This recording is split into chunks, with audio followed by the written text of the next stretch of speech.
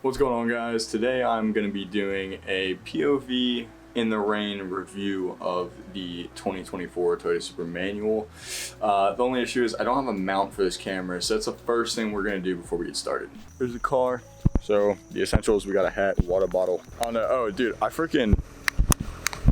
waxed like a good part of the car, and you can see the difference it's making with the water beating up. As soon as we start driving, all this is gonna come off, which is sick. Makes keeping the car clean a lot easier. Still gotta do the doors, quarter panels, rockers, gotta clean the wheels up, and I think that's actually it. So it's not too much left. And then, hold up. I bought a car cover for the C30 from Sealskin Car Covers, so I'll be doing a review on that. As soon as I actually clean the C30, wax that, and then I'll let you guys know how it's holding up. You're gonna see a few C30 videos popping up soon. Gonna be doing a custom cold air intake and stuff. That's exciting. Yeah, but obviously I can't really record the freaking drive there because that's the whole reason we're going there is to get a camera mount. And we finally hit 586 miles, dude. Braking period's almost over, which means burnouts, drifting. Kidding, I would never do that stuff. It's illegal. You gotta get gas for this Jiffy. Honestly, I'm not too sure if this thing really gets very good gas mileage. I mean, I haven't really been driving it in the most conservative way. It does take freaking gas. Actually, I think on here it says even it can take some type of ethanol fuel as well. But I mean, I don't know. I think I filled this thing up like 4 times, but I also am trying really hard to get the braking period over with as fast as possible. That's probably why. I think it has the same fuel tank as the C30. I actually get like 16 or 17 miles to the gallon in that car. It's the way I drive it. This, I've been averaging 19 to 20 because I've been in a little bit lower RPMs, but we'll see how that changes over time. About 40 bucks to fill up from 2 bars on this. So I'll show you guys real quick how to actually check fuel on this. You hit menu, my vehicle, driving info, onboard info, and it'll actually tell you how many miles you have until empty. So estimating 283 is not bad. I just don't like that this doesn't always show up here. If anyone knows a way to get the empty to show up over here and to be solid, because I do daily drive this car, so it's kind of annoying every time to check like how much I actually have left before I need to fuel up again. What was that, like 40 bucks? It's not too bad for 93. Both these cars take about 50 to 55 bucks in Maryland to get to full from empty. We made it to Micro Center. I definitely gotta use the bathroom first before anything else. It's like a 45-minute drive here. We got the goods. I bought Darren one too. He's one of the Toge buddies. Might record some Toge tonight. I'm not too sure. Also got a G Fuel on that little SC300. These things are fucking sick, dude. Trying to get my boy John to get one. I like these a lot. The smart thing to do would have been bringing my GoPro with me, so I could just throw this mount up here for the DSLR and then put the GoPro outside and we could have started the review. But I'm a dumbass and left that at home, so now we gotta head back there. Think you guys can see me. If there's any issues, I do apologize about that. This is my first time trying to record a video like this. I'm not even sure I'm gonna get the cameras in sync. I'm just gonna yell, yo! Hopefully that works. Now, every time I drive this car, no matter whether, I always put in sport mode. And you may be wondering why. I do not like driving with auto rev match on. I know that is a super unpopular opinion, and I understand that auto rev match is as good as it gets, right? In a fucking manual, that's the bee's knees for sure. Just not for me. So I drive the C30 as much as I can. It's under construction right now, like I've been saying, but I don't want to hop in that car and not be acclimated to rev matching anymore. I feel like, I mean, it's a manual. Part of driving manual is rev matching. Plus, honestly, I mean, it's not that big of a fucking deal. You know what I mean? Flipping the throttle real quick. I am trying to learn how to heel toe. That's something I never learned how to do. This road that we're going on right now, I'm not too used to, which is actually why I chose it, because I don't want to get a little happy because I'm recording and fucking total the car or something, because the roads are wet. I'm not too sure how well it's picking it up, but the roads are in fact wet.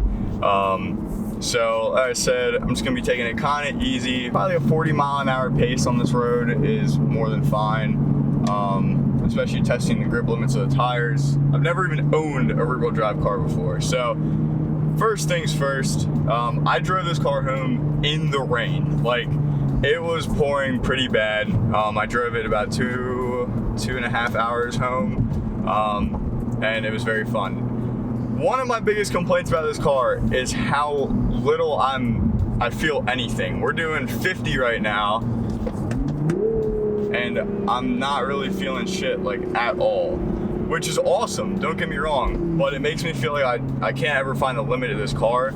Compared to the C30, driving this car is immaculate. I bought this as a daily driver, and I cannot complain at all. This is a super fun car to drive, and it's insane. Like, I understand the hype behind.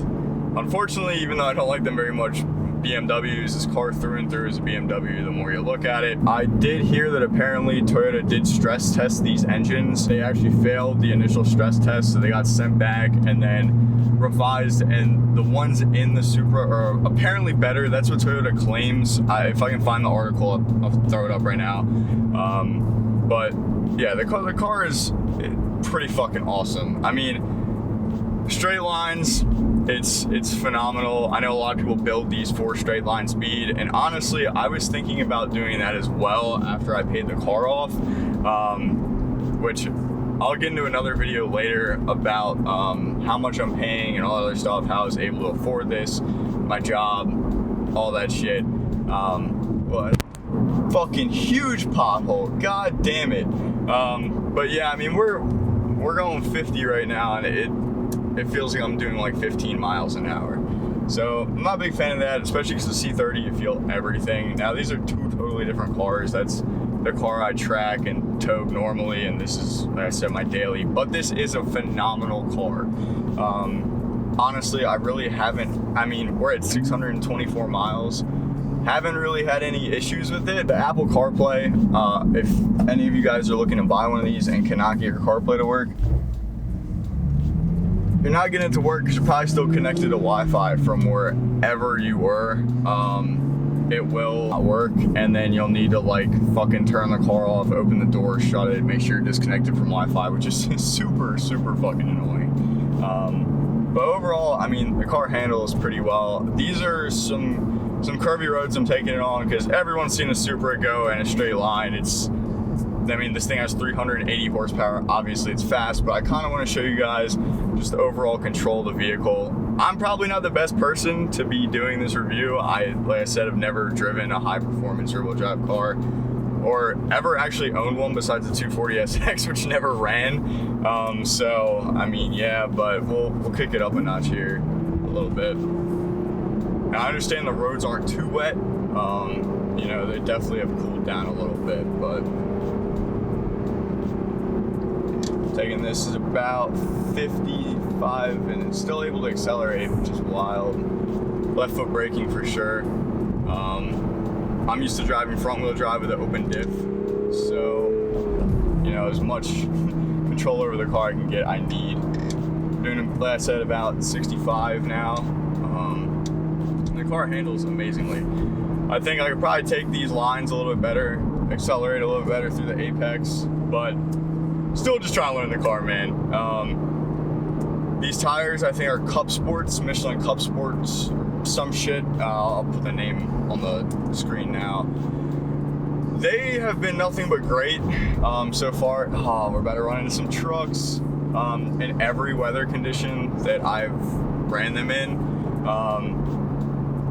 But I'm sure that, you know, in snow, that's going to be different. Now, I know people are thinking, why would you buy this for a daily? You live in Maryland. There's all 4 seasons. You guys, like, we get everything, dude. Rear-wheel drive cars are not difficult to drive in the snow. I've driven plenty of rear-wheel drive cars at work. Honestly, man, it's really not that big of a deal. The customers that come in that are intelligent with rear-wheel drive vehicles normally put winter tires on their cars, and that's a big thing. A lot of people think that all seasons are actually winters. They're not. Yes, they can perform in snow to a degree, but they are not snow tires, and that is something that I think a lot of people need to figure out, especially even in front wheel drive. I mean, get snow tires. I drove the C30 on semi-slicks this past winter and went off the road because I couldn't control the car. It was super slow. It was at like 5 miles an hour, but I mean, you're just not able to control the car even while trying to rip the e-brake and get it to turn around. I mean, it's just, yeah, I can't imagine a car like this on these tires in the snow. Michelin's always been known for their wet performance. Hey, yo, what the? And that's kind of why I don't have an issue driving this car in the rain, whereas the C30, once again, open diff, I'm on Falcon RT 615Ks, which are fucking great tires, by the way. If you guys want to see a video of me driving the C30 around a little bit more spiritably than I'm driving now, let me know for sure. And this guy's gonna pull out right in front of me. Thanks, buddy.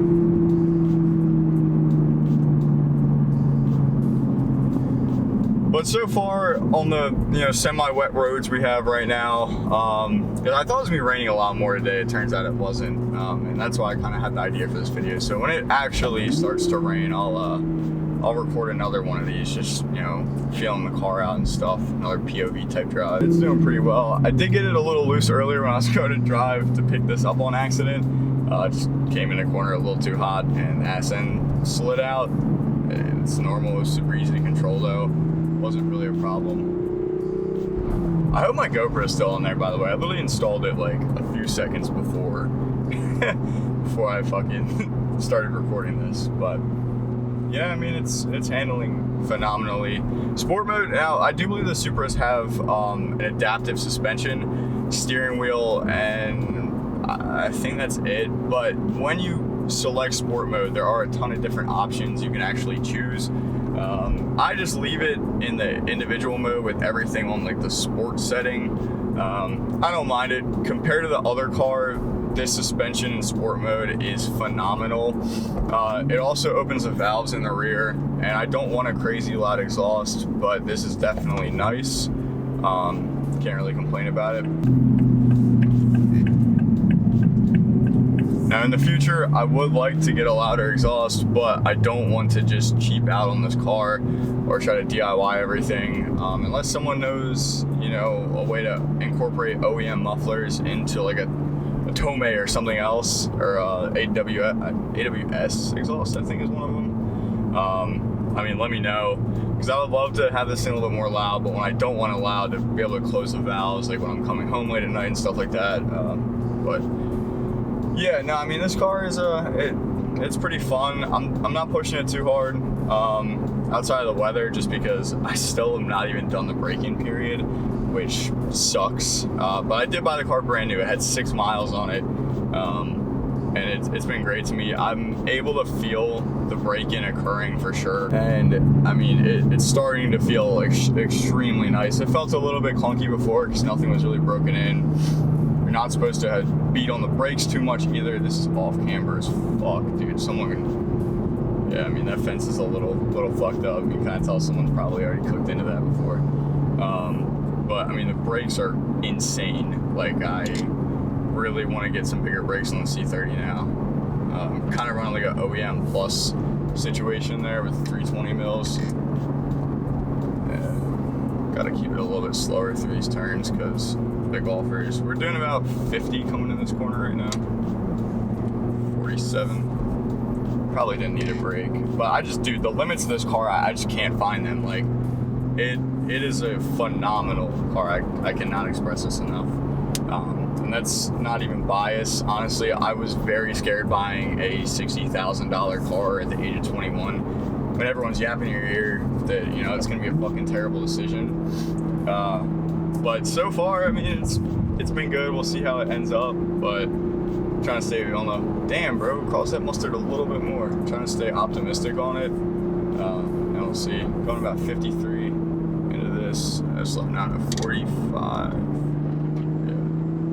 Definitely could have taken it faster. And that's like the thing I'm learning about this car, is trying to drive roads that I'm not too familiar with to learn the car's limits and not try to treat it like the C30 on roads that I do know. That's something I don't want to do, because if I start cooking it a little bit too much, that could be very bad.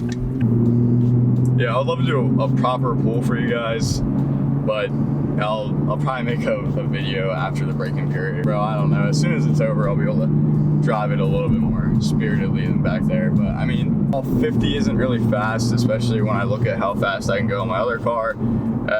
It's for those roads, it's decently quick. And this car didn't struggle at all. Honestly, I think it not being fully wet is worse now because it started to dry out. So you have some parts of the road that are wet and other parts that aren't, and that's not normally ideal. Give it a little bit of sauce for y'all, but nothing crazy. But yeah, if you guys enjoy this style of video, let me know for sure. It's always fun driving and recording. I know this one was a little bit vlog / review type of a thing going on, where I went out and then came back to recording the review. But one point I wanted to make, but I actually didn't end up doing, is these cup holders. This is a sports car, but these cup holders are not the best. If you're a big cup holder guy, I don't really recommend them. Hold on.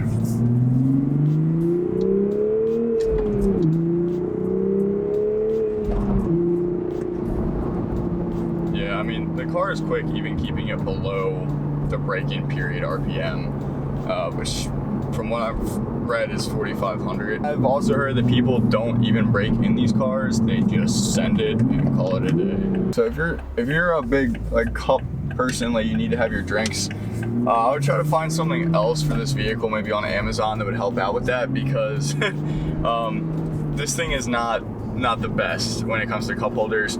If you see, like, I'm in third right now, shifting to fourth, like, bro, like that would scare it. I think anyone, if they were shifting, if you fucking smack into your drink, yeah, I can fucking claw it like that, but once again, not really ideal. I'll be making a video on things I love about this car and things I hate about this car, so make sure you guys stay tuned for those. I'm not too sure when I'll record them. I'm picking up a lot of side jobs just to get extra money to pay off some other loans I have and be a responsible adult. The car is great in wet weather from what I've seen with the OEM tires. I think they also can come with Pilot Sport for all seasons. It might just depend on when you're buying it. I mean, I bought mine in the summer. That's probably why I got summer tires. But I do think that they come with the Cup Sports or the Pilot Sport 4s. Pretty much the end of the video. But yeah, guys, that is going to conclude today's video. Make sure you drop a like on the video, subscribe to the channel if you're new. If you guys enjoy it, let me know in the comment section down below so I can keep making these. With all that being said, hope you all have a good one. Peace.